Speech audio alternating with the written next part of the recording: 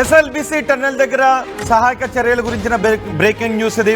ఒక డెడ్ బాడీని కనుగొన్నట్టుగా తెలుస్తోంది. రెస్క్యూ సిబ్బంది ఒకరి ఆచూకీని కనుగొన్నారు. కానీ తీయటానికి మాత్రం తనని బయటకు తీయటానికి మాత్రం చాలా కష్టపడాల్సిన పరిస్థితి వస్తుంది.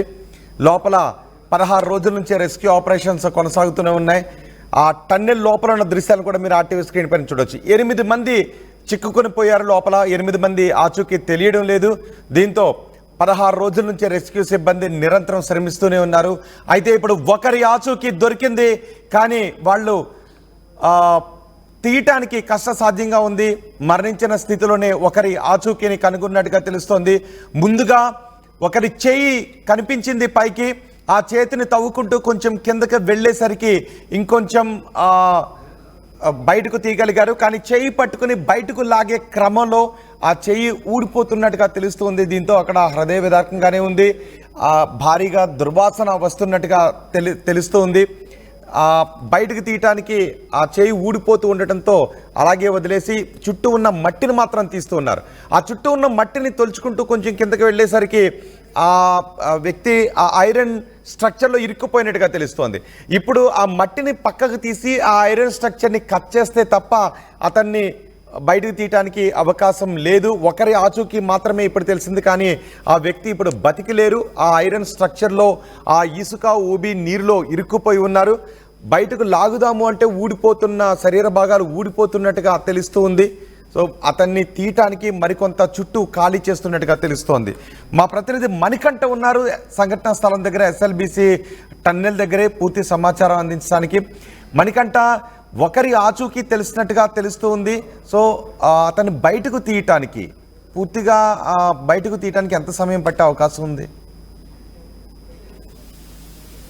ఎస్ఎల్బిసి టన్నెల్లో 16వ రోజు కూడా సహాయక చర్యలు కొనసాగుతున్నటువంటి పరిస్థితి. గత 15 రోజుల నుంచి టన్నెల్ లోపల చిక్కుకున్న వారి ఆచూకీ కోసము అత్యాధునిక సాంకేతిక పరికరాలతో పాటు ఏదైతే ఆ జాగిలాలను కూడా రంగంలోకి దించడం జరిగింది. ఈ నేపథ్యంలోనే పూర్తిగా ఒక స్పాట్ ఏదైతే క్యాడవర్ డాగ్, కేరళకు చెందినటువంటి క్యాడవర్ డాగ్స్, అదేవిధంగా జిపిఆర్ రాడార్ రెండు కూడా ఒకే ప్రాంతంలో గుర్తించినటువంటి నేపథ్యంలో అక్కడ పూర్తి స్థాయిలో తవ్వకాలు జరుపుతున్నటువంటి క్రమంలో దాదాపుగా నిన్న సాయంత్రం వేళ ఆ ప్రాంతంలో ఒక మనిషికి సంబంధించినటువంటి ఆనవాళ్లను గుర్తించినట్టుగా తెలుస్తుంది. అక్కడంతా కూడా తవ్వకాలు జరుపుతున్న కొద్దీ దుర్వాసన వస్తున్నటువంటి నేపథ్యంలో వారందరికీ కూడా అక్కడ ఒక మనిషికి సంబంధించినటువంటి ఆనవాళ్లు ఉండేటటువంటి ఛాన్స్ ఉన్నాయంటూ కూడా వారంతా కూడా లోతుగా తవ్వడం జరిగింది. లోతుగా తవ్వుతున్నటువంటి క్రమంలో కొంత మనిషికి సంబంధించినటువంటి చేతి ఆనవాళ్లు కనిపించినట్టుగా మనకైతే సమాచారం అందుతున్నటువంటి పరిస్థితి. ఈ నేపథ్యంలోనే అక్కడ ఉన్నటువంటి ఆ వ్యక్తిని బయటికి తీసేందుకు పూర్తి స్థాయిలో అక్కడ రెస్క్యూ టీం అంతా కూడా కష్టపడుతున్నటువంటి పరిస్థితి. కానీ అక్కడంతా కూడా పూర్తిగా మట్టి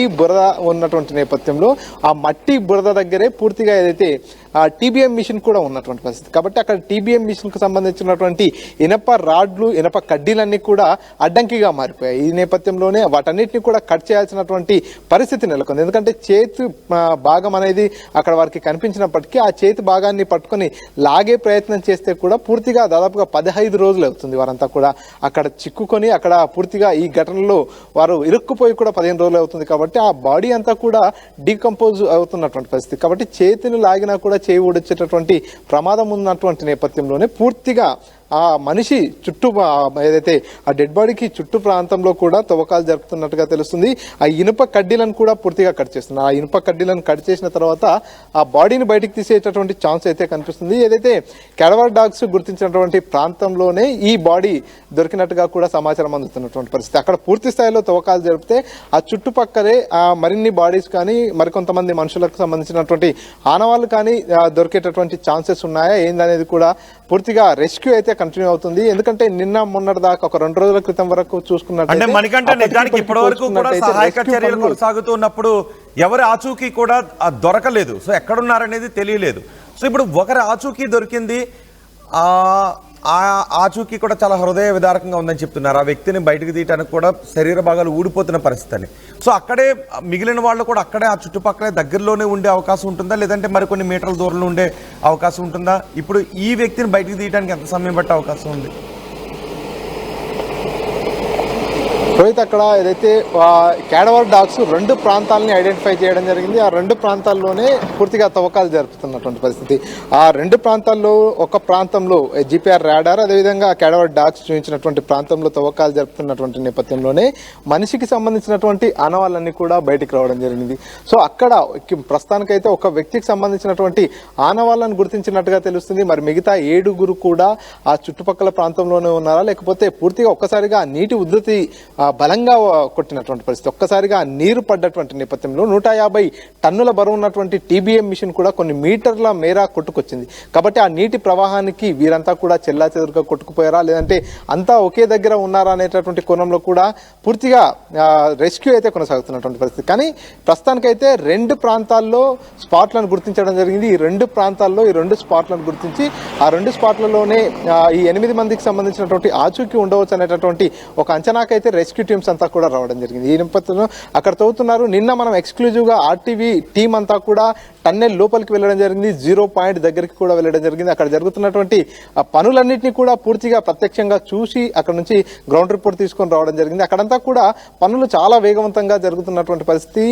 NDRF, SDRF, Singareni rescue teams తో పాటు పూర్తిగా 11 ఏజెన్సీలకు సంబంధించినటువంటి వివిధ బృందాలంతా కూడా రెస్క్యూలో పాల్గొంటున్నాయి. పూర్తిగా నిన్న 2 మినీ ఇటాచీలు అంతా కూడా అక్కడ తవ్వకాలు జరుపుతున్నటువంటి దృశ్యాలను కూడా మనం చూసాం. అంటే అక్కడ తవ్వడాకాలకు ఈ మట్టి ఏదైతే ఉందో నీటితో కలిసినటువంటి కారణంగా ఇదంతా కూడా ఒక కాంక్రీట్ మాదిరిగా గట్టి పడిపోయినటువంటి నేపథ్యంలో తవ్వకాలకు మ్యాన్ పవర్ చాలా ఇబ్బంది పడుతున్నటువంటి పరిస్థితి. ఈ నేపథ్యంలోనే అక్కడికి లోపలికి వెళ్ళినటువంటి మినీ ఇటాచీలు పనులు ప్రారంభించిన తర్వాత అక్కడంతా కూడా కొంత పనులు వేగవంతమయ్యాయి. ఈ కన్వేయర్ బెల్ట్ అంతా కూడా 13.5 కిలోమీటర్ దాకా కూడా ప్రస్తుతం రన్నింగ్ కు సిద్ధంగా ఉన్నటువంటి నేపథ్యంలో అక్కడ మినీ ఇటాచీల సాయంతో పూర్తిగా తవ్వకాలు జరిపేసి ఆ కన్వేయర్ బెల్ట్ పై ఇస్తున్నారు. కాబట్టి కొంత పనులలో అయితే పురోగతి చాలా స్పష్టంగా కనిపిస్తుంది. పనులన్నీ కూడా చాలా వేగవంతమయ్యాయని చెప్పవచ్చు. ఈ నేపథ్యంలోనే ఏదైతే క్యాడవర్ డాగ్స్ చాలా ప్రాపర్ గా, ఎందుకంటే కేరళలో జరిగినటువంటి విపత్తు సమయంలో కూడా ఈ క్యాడవర్ డాగ్స్ మనకంటే ఎవరు ఆచూకీ అయితే కోసం అయితే గాలిస్తున్నారో వాళ్ళ కుటుంబీకులు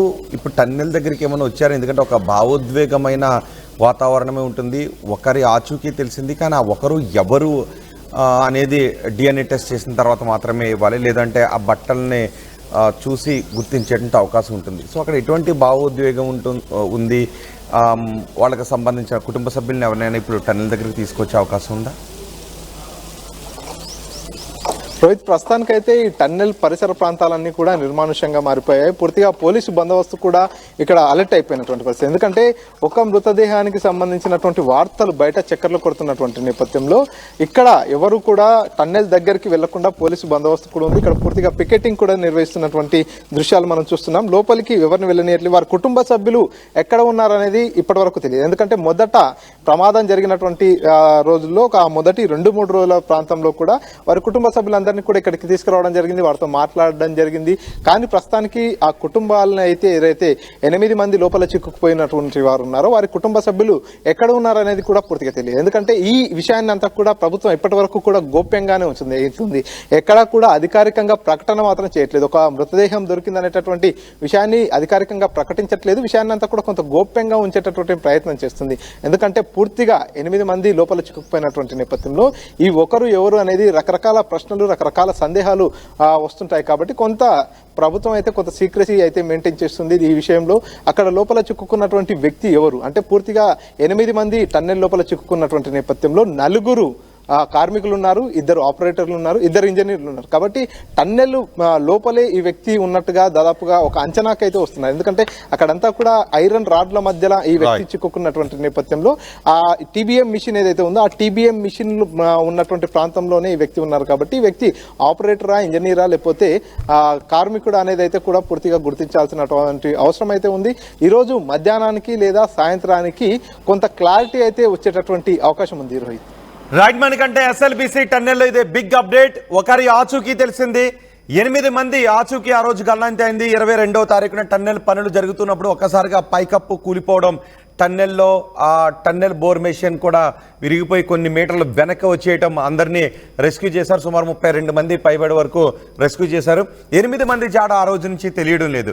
సో ఇన్ని రోజుల నుంచి వారి జాడను కనుక్కోవడానికి రెస్క్యూ సిబ్బంది ప్రయత్నం చేస్తున్నారు. మొదటి 2-3 రోజులు అనుకున్నారు వారిని ప్రాణాలతో బయటకు తీసుకుని రావచ్చు అని. కానీ ఆ తర్వాత ఆశలు సన్నగిలిపోయే లోపల పరిస్థితి చూసిన తర్వాత వాళ్ళ ప్రాణాలతో ఉండడానికి అవకాశం లేదు అని ధృవీకరించుకున్నారు. చెప్పకనే చెప్పారు వాళ్ళ ప్రాణాలతో లేరు. కానీ వారి ఆచూకీని బయటకు తీసుకొచ్చి వారి దేహాలను మాత్రం వారి కుటుంబ సభ్యులకు అప్పగించాలి అనే లక్ష్యంతో ముందుకు వెళ్తూ ఉన్నారు. ఈరోజు ఒక బిగ్ అప్డేట్ వచ్చింది.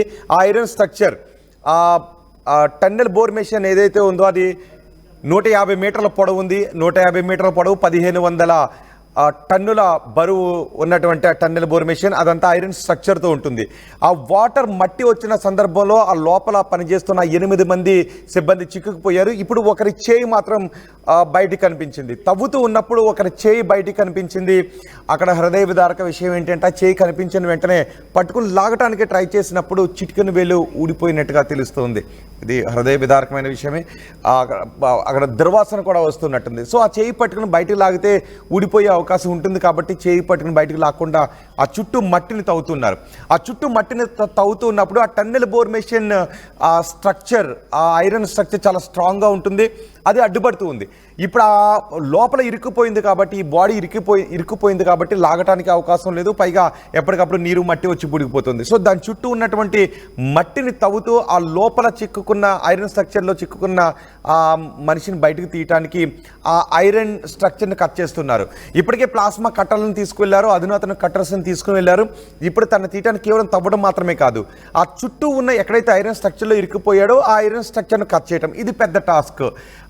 అత్యధిక ఉష్ణోగ్రతలో ఆ ఐరన్ స్ట్రక్చర్ని కట్ చేసి ఆ వ్యక్తిని బయటికి తీయాలి. ఇది చాలా పెద్ద టాస్క్. సో ఇంకా ఆ వ్యక్తి ఒకరి ఆచూకీ తెలిసినప్పటికీ తను బయటికి తీయడానికి మరో 3-4 గంటల సమయం పట్టే అవకాశం ఉంది. కానీ బహుశా 3-4 గంటలకి ఒకరిని బయటికి తీసుకొచ్చే అవకాశం కనిపిస్తోంది. అక్కడ ఆల్రెడీ లోపల ఎవరైనా ఆచూకీ తెలిసి వాళ్ళని బయటకు తీసుకుని రావడానికి కావాల్సిన వాహనాలను కూడా సిద్ధం చేశారు.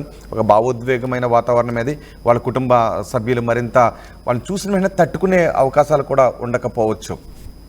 సో ఆ వ్యక్తి పక్కనే ఇప్పుడు ఎవరైతే ఆచూకీ తెలిసిందో ఆ పక్కనే మరొకరి ఆచూకీ కూడా తెలిసే అవకాశం ఉంటుంది అనే ఆశాభావాన్ని వ్యక్తం చేస్తున్నారు. ఆ చుట్టుపక్కల కూడా తవ్వుతూ ఉన్నారు. ఇప్పుడు ఒకరి విషయాన్ని అయితే ఒక చేతిని అయితే చూడగలిగారు. మరొకరు ఆ పక్కనే ఉండే అవకాశం ఉంటుంది అనుకుంటున్నారు. ఇంకో 6 మంది జాడ అసలు ఎక్కడా కూడా తెలియడం లేదు. 2 స్పాట్స్ అయితే గుర్తించారు. ఆ స్పాట్స్లో తవ్వుతూ ఉన్నప్పుడు ఒకరి ఆచూకీ కంప్లీట్గా తెలిసింది, మరొకరు ఆచూకీ అక్కడ ఉండే అవకాశం ఉంటుందని అనుమానం వ్యక్తమవుతుంది. ఇక మిగిలిన 6 ఆచూకీ ఎక్కడ ఉందో తెలిసే అవకాశం లేదు. ఇప్పుడు ఎవరినైతే ఆ చెయ్యి ఎవరిదైతే కనుగొన్నారో అతన్ని బయటకు తీయటానికే, ఆ దేహాన్ని బయటకు తీయటానికి ఇంకా 4 గంటల సమయం పెట్టే అవకాశం ఉంది. ఇప్పుడు అనుమానాన్ని వ్యక్తం చేస్తున్న స్పాట్లో ఇంకా 2-3 రోజుల సమయం పెట్టే అవకాశం ఉంది ఆ దేహాన్ని బయటకు తీయటానికి. మిగిలిన 6 వివరాలు ఎక్కడున్నాయని కనిపెట్టడానికి మరికొన్ని రోజుల సమయం పట్టే అవకాశం కనిపిస్తుంది. ఇది ప్రస్తుతం SLBC టన్నెల్ దగ్గర ఉన్న అప్డేట్స్.